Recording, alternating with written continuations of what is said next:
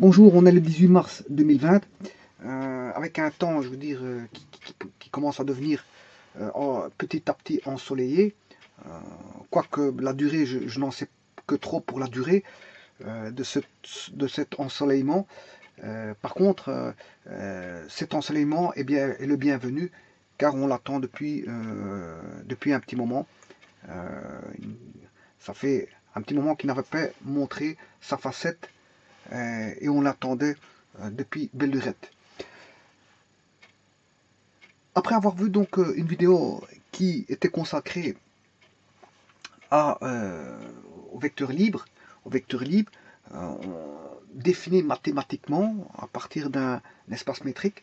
On était parti de l'espace métrique pour définir les vecteurs liés. Ensuite, on avait établi une relation d'équivalence.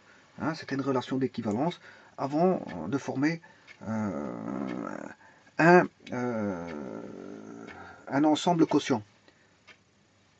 Un ensemble quotient pour former les vecteurs libres de l'espace, donc de R3. Alors, donc, ce que je veux dire par là, c'est qu'on était parti à partir d'un ensemble P. Voilà, de cet ensemble P, c'était l'ensemble infini, triplement infini de points, qui était l'espace métrique, donc muni d'une distance. Hein. On avait une distance, elle est munie d'une distance, bien sûr d'un produit scalaire. Hein. D'un produit scalaire, et par là même d'une distance et d'angle. Voilà. Dans cet espace métrique, on a ça. On a des notions d'angle et de distance. Donc on est dans... Voilà. Et on agit dans une géométrie qui est celle qui nous entoure, l'espace qui nous entoure. C'est pas un autre espace, c'est l'espace qui nous entoure, que tout le monde connaît, qu'on appelle l'espace euclidien. Voilà. Donc, attention que l'espace euclidien peut être aussi le plan. C'est un objet, l'espace euclidien c'est un objet, donc ça peut être le plan ou l'espace. Voilà, ou une dimension autre que la dimension 3. Voilà, mais ici, je vais élaborer la théorie ici en dimension 3 et pas dans une autre dimension finie. Voilà. Ce sera une dimension 3. Donc vous rencontrez, si vous voulez, si on met un axe OXYZ qui est un repère direct orthonormé, mais vous rencontrez les coordonnées points qui seront x1, x2, x3 ou xyz. XYZ. Voilà. Bon, maintenant, x1, x2, x3 ou xyz peut être des points dans ce cas-ci, puisque c'est un espace de points. Mais ça peut être aussi des composantes d'un vecteur s'il s'agit, je veux dire, voilà, de vecteurs. Bon, mais ici, c'est un espace de points, puisque j'ai pris un espace ponctuel de l'espace métrique, P, qui est l'ensemble infini de points de l'espace, puisque je travaille dans le domaine qui est l'espace à 3 dimensions. Voilà, donc comme je l'ai dit, elle est munie de la distance euclidienne avec toutes les propriétés qui concernent donc la distance euclidienne. Et donc j'avais établi une vidéo qui parlait de ça. Et puis on en avait fait établir la création des vecteurs libres en prenant tout couple de points xy, donc x appartenant à l'ensemble de points ici, x, hein, l'espace métrique ici. Je prenais x de p, mais on prenait aussi y appartenant à p. Et bien, tout ceci constituait, si vous voulez, les vecteurs liés. Cette définition, dans ça, rassemble tous les vecteurs liés à une origine et une extrémité. Il y a la notion de distance, puisqu'en fait, on est dans un espace euclidien, donc on s'est trouvé la norme de vecteurs, et je veux dire, on s'est trouvé aussi le sens, puisque l'origine est là, l'extrémité est là, qui est différent de yx. Voilà, YX, c'est Y qui est l'origine et X qui est l'extrémité. Mais dans ce cas-ci, XY, ben, c'est le couple XY, c'est-à-dire X est l'origine et Y étant l'extrémité. Donc on a le sens de X vers Y. Voilà, et après, on sait mesurer les angles par rapport à une référence, sans aucun souci, parce qu'on est dans un espace euclidien, et via le produit scalaire, on sait mesurer les angles. on sait trouver les angles. Bien sûr, dans un repère, hein, par rapport à un repère s'il le faut, par rapport à un autre vecteur s'il le faut. On s'est retrouvé entre deux vecteurs, l'angle entre deux vecteurs, ou par rapport à une référence.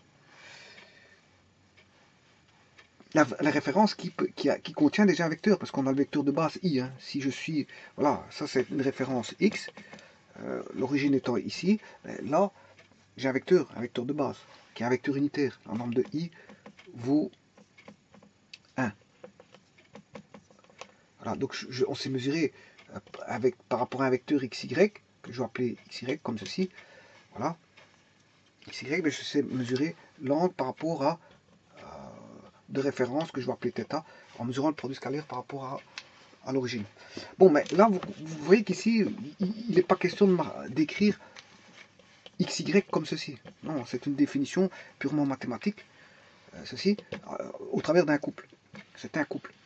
Dès que vous prenez un couple, mais voilà, ce couple, vous en fixez, je veux dire, une origine, une extrémité, de facto un sens, d'après la définition de couple, c'est lui le premier, lui le second, donc on a un sens, on a une distance euclidienne entre x et y, parce que c'est deux points de l'espace, mais on a, par rapport à une origine, on peut avoir la mesure de l'angle par le produit scalaire, parce que le produit scalaire est dans l'espace euclidien. Voilà, c'est ça que je voulais dire. Bon, donc, là, c'est l'ensemble de tous les vecteurs liés de l'espace. J'avais fait une vidéo là-dessus. Ensuite, on va créer, je veux dire, une relation d'équivalence entre x et y, entre un couple et un autre couple. Voilà, en disant que la relation d'équivalence est xy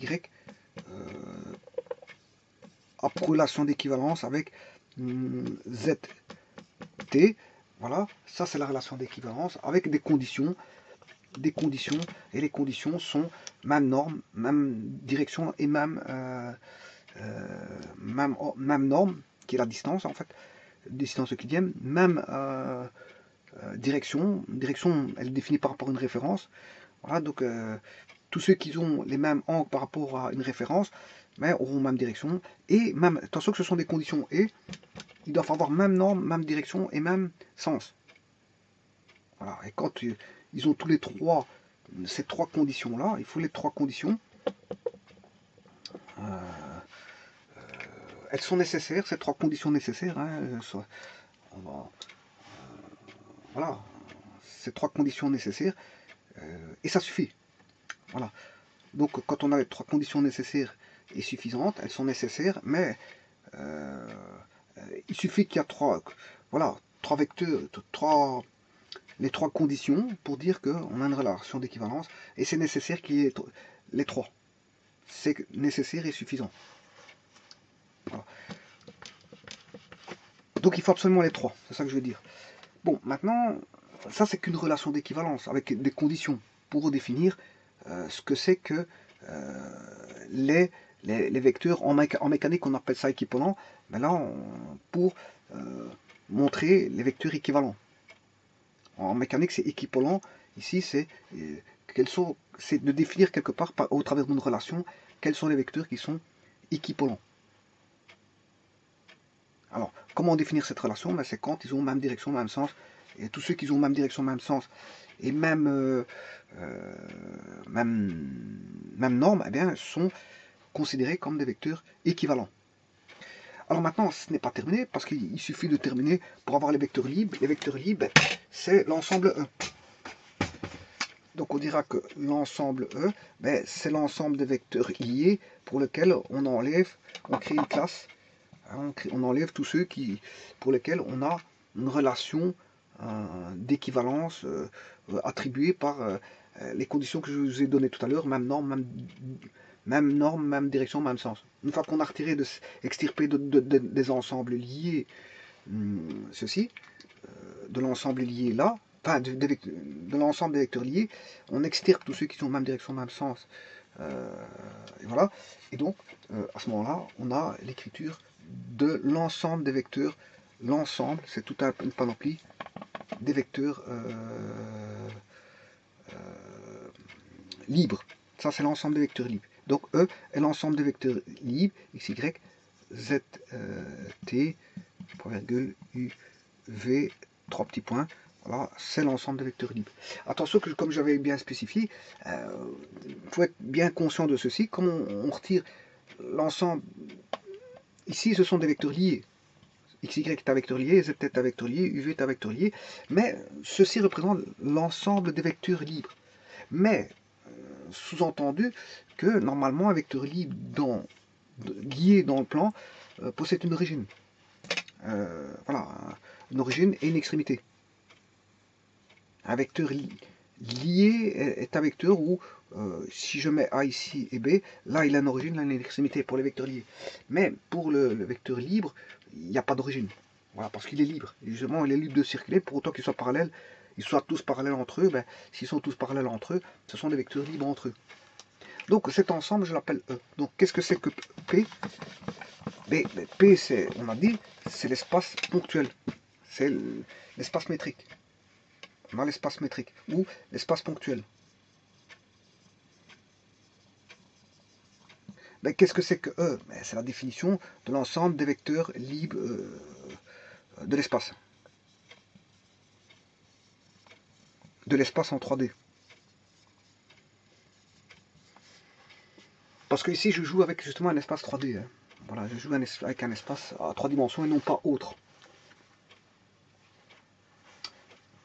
Voilà, donc ici, le but de la vidéo, c'est de définir ce que c'est que... Elle va être simple, cette vidéo-ci, parce que c'est tout simplement une définition de savoir qu'est-ce que c'est qu'une fonction. Tout le monde sait ce que c'est qu'une fonction, mais une fonction de type vectoriel, qu'on retrouve assez souvent en analyse vectorielle. En analyse vectorielle, on parle assez souvent de fonction vectorielle. Alors, une fonction vectorielle, bien, se note tout d'abord R, avec un domaine, bon ici je ne suis pas dans les complexes, hein, c'est un domaine qui est inclus ou égal à R, et ça peut être tout R ou une partie de R, pour lequel, voilà, on va former à partir d'un domaine de R, ben, des vecteurs libres. On va former des vecteurs libres. Voilà, on va former des vecteurs libres, donc de E, mais en écrivant ceci, j'ai écrit un peu trop grand, c'est ça le problème, donc il me faut de l'emplacement. La fonction vectorielle,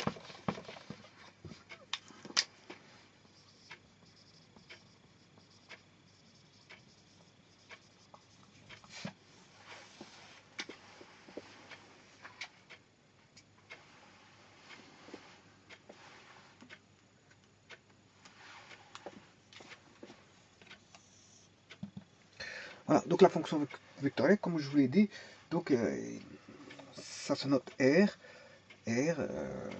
pour lequel on a un domaine, non pas dans les complexes, mais dans les réels, vers E. Alors ici, je ne vais pas être complet parce que justement, je vais expliquer un petit peu.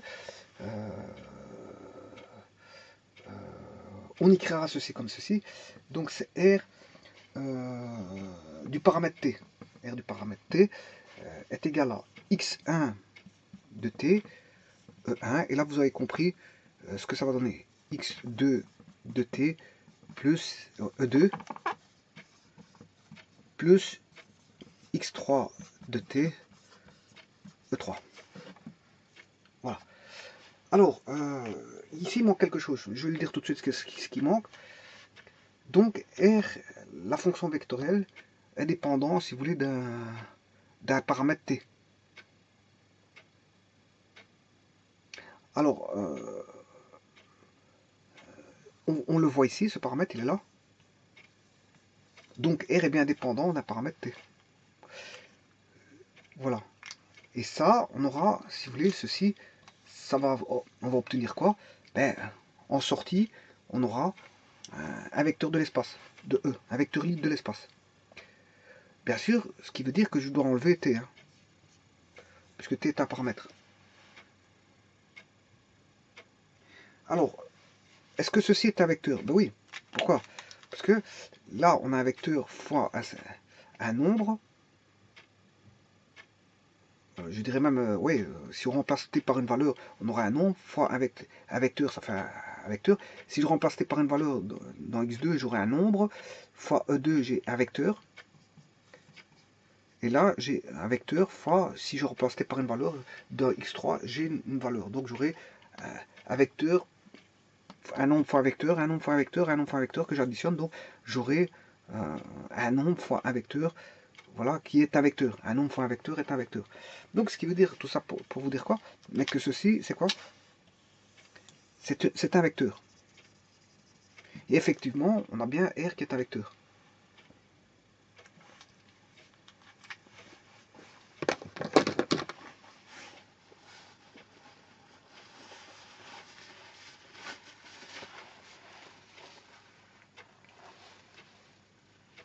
Voilà. Donc R est bien un vecteur. R est bien un vecteur, mais dépendant de, on va dire, d'un paramètre t, de R. Donc on rentre une valeur ici. Donc on a bien une fonction. On a bien une fonction parce qu'on rentre une valeur, on sort quelque chose. Mais ce quelque chose qu'on va ressortir, c'est pas un réel. C'est pas une fonction de R vers R. C'est une fonction pour laquelle on va rentrer un réel et on va sortir un vecteur. On va rentrer un réel, on sort un vecteur.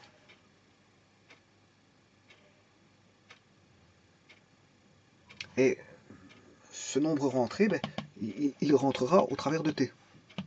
Au travers de t. Voilà. Et ceci, quand vous voyez ceci, ben, c'est une fonction vectorielle. Donc il existe en mathématiques des fonctions vectorielles, c'est-à-dire vous allez rentrer des nombres, ben, il va vous sortir un vecteur libre en fonction du paramètre t. En fonction du paramètre t. Donc la fonction vectorielle est dépendante d'un paramètre que vous rentrez ou d'une valeur t appartenant à R. Ou d'une partie de R. Bon, c'est pas le domaine peut-être R tout entier ou R en partie. Voilà. Et donc en science, on peut retrouver des fonctions vectorielles. Et on traite, il y a une mathématique correspondante aux fonctions vectorielles. Voilà. Donc cette vidéo est courte parce qu'en fait, il ne s'agit que de définir ce que c'est que la fonction vectorielle. C'est tout simplement des valeurs qu'on va rentrer dans, voilà, en tant que paramètre, et ça va nous sortir un vecteur libre. Voilà. Mais ça, je donnerai un exemple plus tard.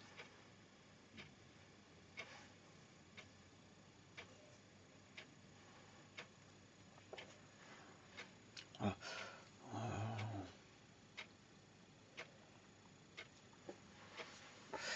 Voilà. Je vous remercie.